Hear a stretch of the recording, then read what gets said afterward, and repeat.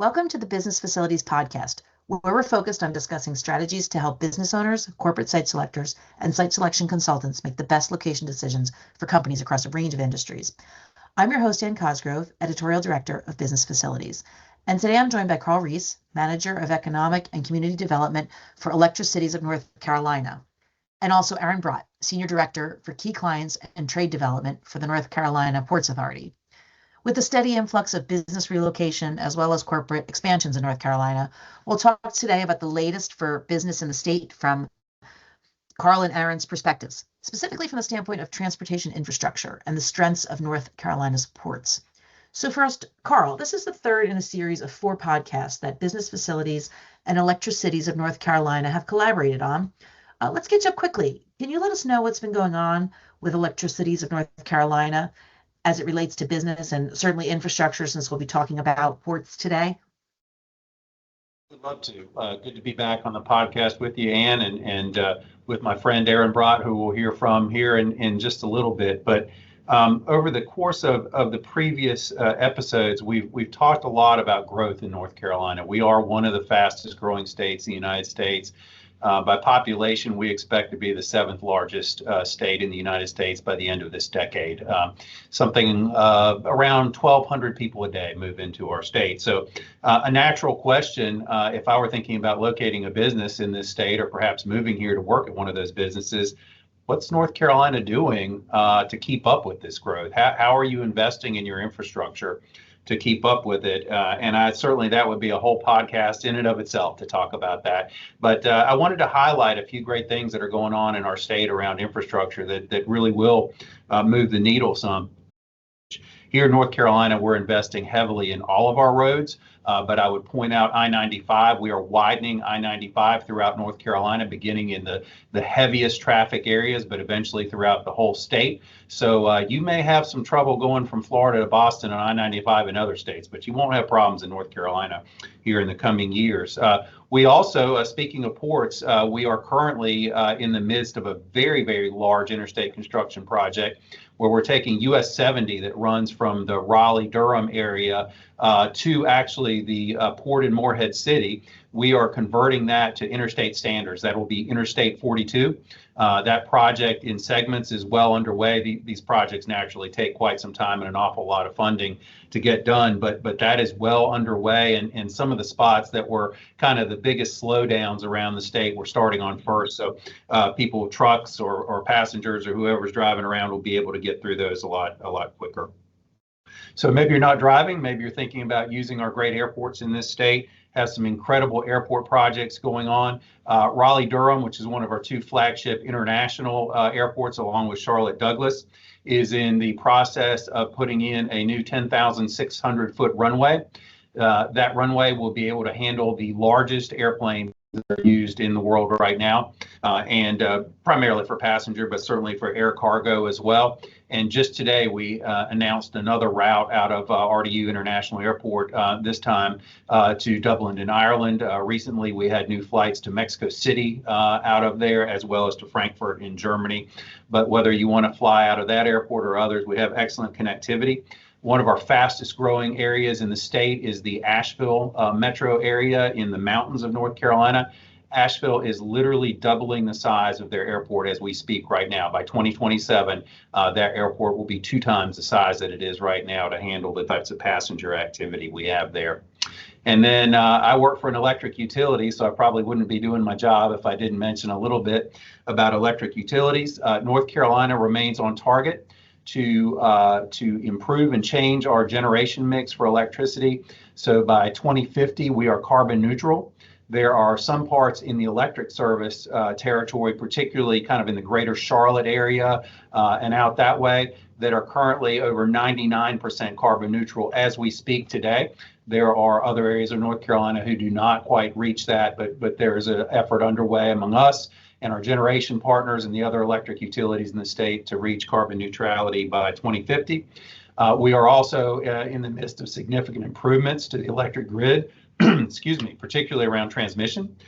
So there are transmission improvements going on across the state in order to handle the capacity that we're seeing with new loads related to data centers and other large manufacturing projects.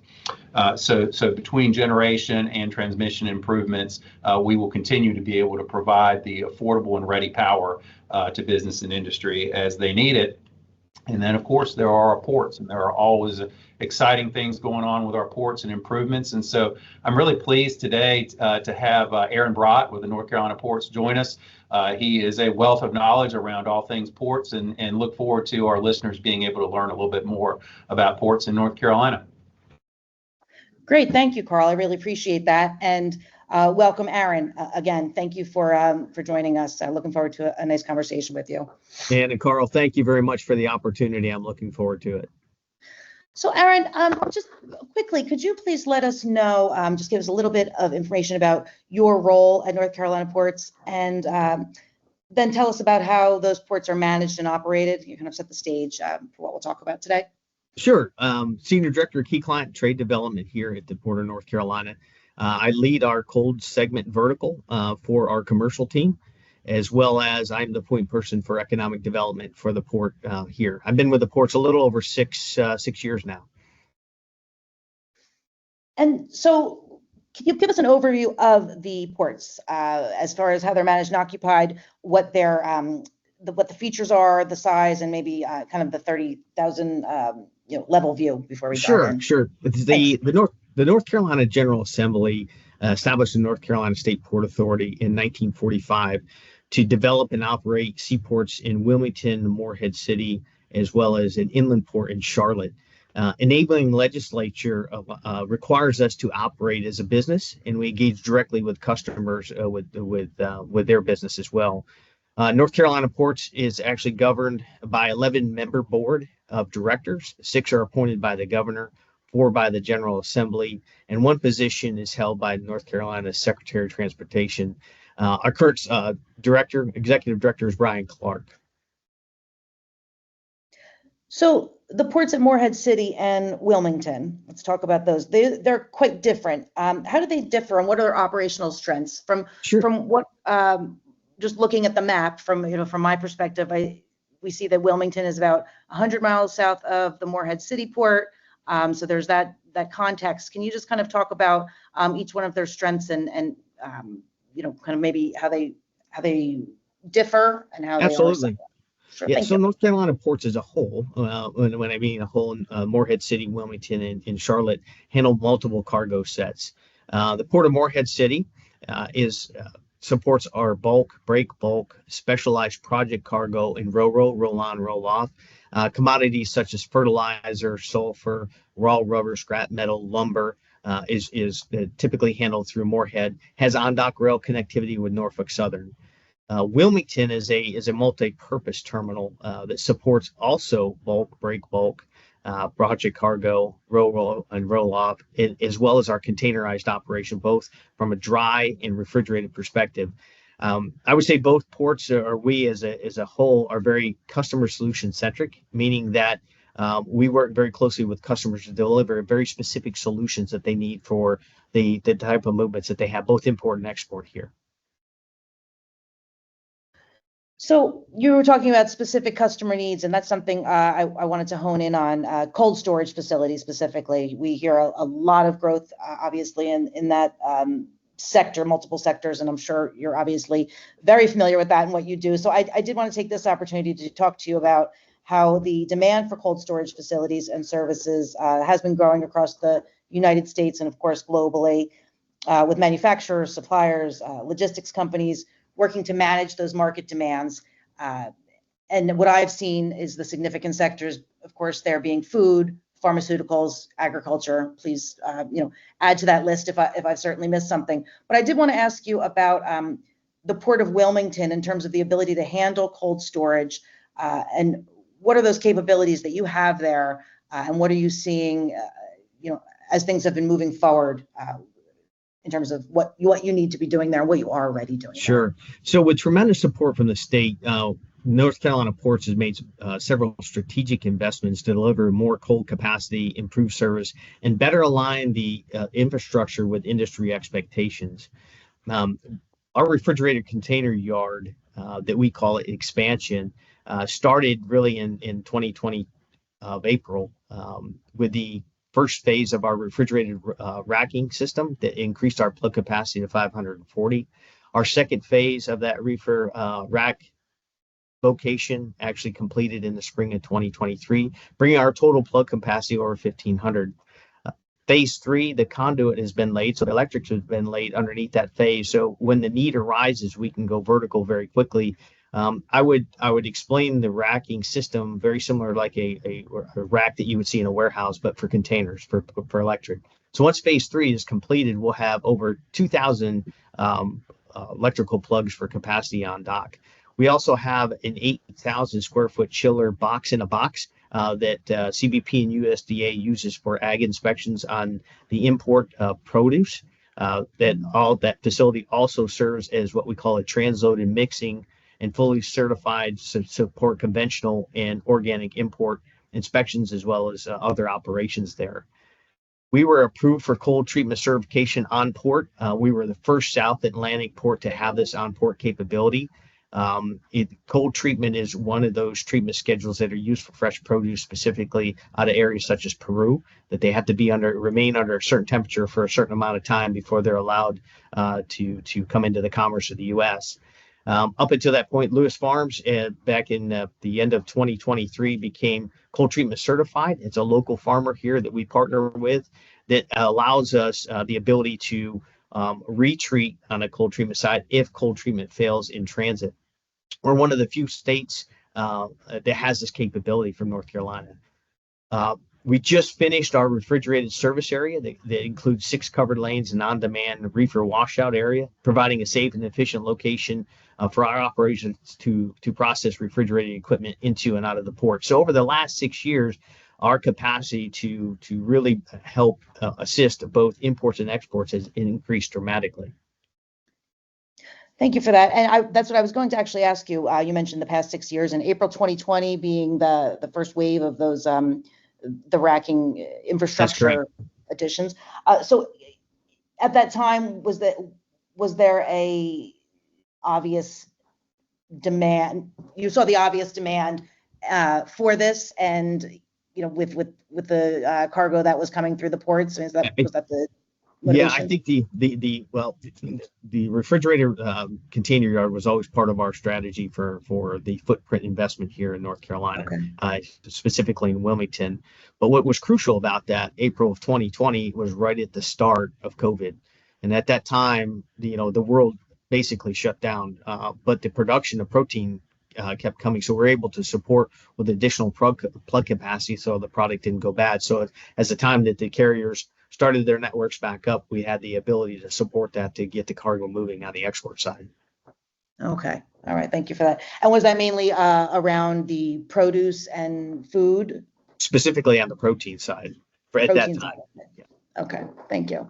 So you talked about a specific company. Can we just circle back to that? Because I did want to ask you about maybe a story of a service provider or a company that's finding success at the Port of Wilmington. And I believe you had just mentioned a specific company, and I wanted to kind of circle back to that if you could. Yeah, so Lewis Farms is a local berry grower here. Like I said, they partnered with the port. They do some importing in their off season. So our ability with our increased capacity to support the ag exports protein and sweet potatoes out of North Carolina, but also help the North Carolina utilize their assets in their off season to be able to supply the import produce that would come through Wilmington that ultimately would end up in North Carolina grocery stores.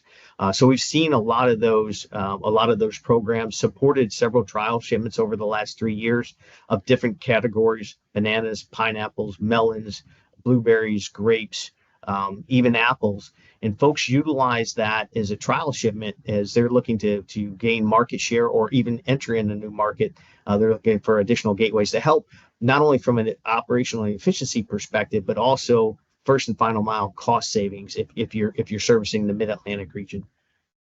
Okay, thank you. And you just mentioned efficiency there, and I did want to kind of touch on speed and efficiency are, of course, paramount to all types of business, and certainly with the cold storage operations and needs. I wanted to ask you about the regulatory and inspection services framework at the port, specifically the Port of Wilmington, since we're talking about cold storage. They have, these customers, as you well know, have specific requirements, whether it's the food, protein, pharmaceuticals, and other sensitive materials or products. So could you share an overview of the infrastructure that's in place at the Port of Wilmington? You mentioned USDA Sure. inspections earlier. I just want to get a sense of the infrastructure there, and maybe some things that you've been doing to ensure that speed and efficiency and reliability. Yeah, so the NC Ports has a strong relationship with CBP and USDA that allows for collaboration and seamless on-port inspections, especially for import produce come in. As I mentioned, all of those inspections happen typically at our cooler. Any customer that's interested or importer that's interested in utilizing Wilmington as a gateway, we really connect them with local regulatory governing bodies to help start those conversations, understand the operation here in Wilmington, both from a regulatory perspective and our operation. We've seen a significant amount of advantages when you do that before a trial even starts. What can you explain what a trial looks like at the port? It's interesting. Sure. So trials could be as little as one container, or could be what we call a program, which could be multiple containers, up to 20, 30, or 50, depending on what that program looks at from a retailer perspective. And typically, what you see on the fresh produce side, because most folks are looking to change their supply chain or potentially change their supply chain, smaller shipments, less risk, to understand what the operation looks like, what the regulatory operation looks like, allows them a little bit quicker test the market, understand what the needs are, get the trucking community involved, as well as the cold storage where they're going. All of those things trial on a individual basis. It really depends on the program. Okay. And what the customer is looking to test with your guidance, of course, is that is correct. And it really helps when you're looking at changing a traditional supply chain model, right? When you're talking about either an import or export gateway. So to mitigate risk initially, the people trial moving different carriers, whether it be ocean carriers or trucking companies, or even landside positions from a warehouse. They'll trial those to understand how that operates before moving potentially they're a part of it or all of their supply chain through a new gateway. Okay, thank you for that. So kind of circling back to a broader perspective, I wanted to give a chance to talk about some advantages specifically at the North Carolina ports. What advantages for shipping and then cold storage in particular that we're talking about here would you share with listeners that we haven't touched upon that that the Ports Authority is able to offer to customers and that you'd like to share? Yeah, the one thing that I would like to point out is we are centrally located on the East Coast. There are many ports up and down the East Coast, but if customers are looking to engage in North Carolina, Southern Virginia, Northern South Carolina, Eastern Tennessee, we're midway. We're about 700 miles to major metropolitan areas. So about a 2 hour to 3 hour, 2 day, 2 day truck turn time to get to those markets. We have the best truck turn times in the industry, less than 20 minutes for a single turn, less than 30 minutes for a dual turn. Easy access to interstates I-40 and I-74 within 15 to 20 minutes from the time the shipment gates out. If you're familiar with North Carolina, both of those interstates, I-40 takes a more of a northern route, I-74 takes a southern route, but they both intersect I-95. So if you're looking for a gateway that's not only safe and efficient, but also can get to major thoroughfares and gateways from an interstate quickly, Wilmington sets up as a very good location. As I mentioned, our plug capacity is a big advantage to us too, as well, with the ability to increase.